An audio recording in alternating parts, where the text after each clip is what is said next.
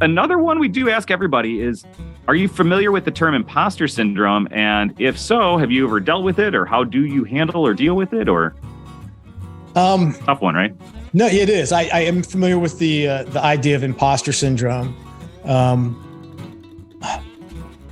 I don't know that I can say honestly that I've ever felt like I was an imposter for long. And I'm not advocating the fake it till you make it. I pride myself on always being able to make connections and see where the connections need to be. And if I was, to include myself, if I was lacking in something, who I needed to bring into my mastermind or my team to help me figure stuff out. And I think that's, you wouldn't put people into a position to have to suffer imposter syndrome if they didn't have some potential. Now, maybe you did because you were out of choices, right? And so like, hey, Mike, go do this thing because there's nobody else to do it. But usually there's some potential and some, certain performance and potential, some measure that in those decisions. And so if you find yourself in a position where you think you're not ready for it or you're an imposter, just step back and go, well, wait a minute, I was put here for a reason. I've got skills. How do I use those? How do I leverage them? Who else do I need to go find to help me?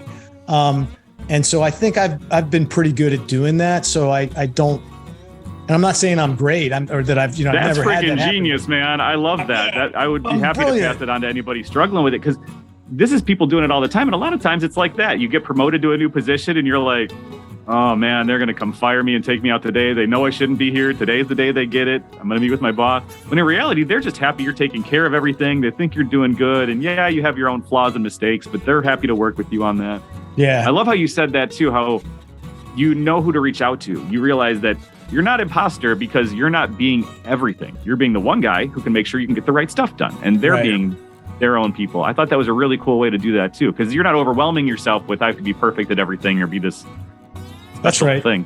That's right. And I like to talk to people about the difference between the relative and the absolute.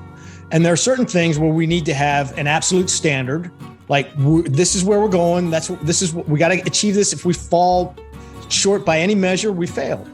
But there are also things that are best suited for a relative standard. And one of those is, am I better today than I was yesterday?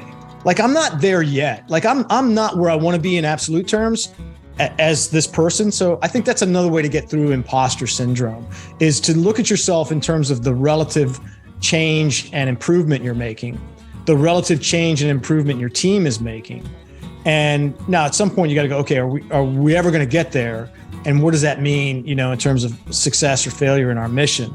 But early on, especially, like, am I learning more?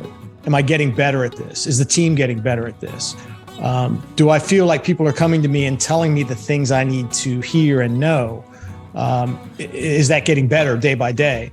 That marginal, every day, just a little bit better, that you can better to get 1% better at 100 things than to try and get 100% better at one thing. And do that over time.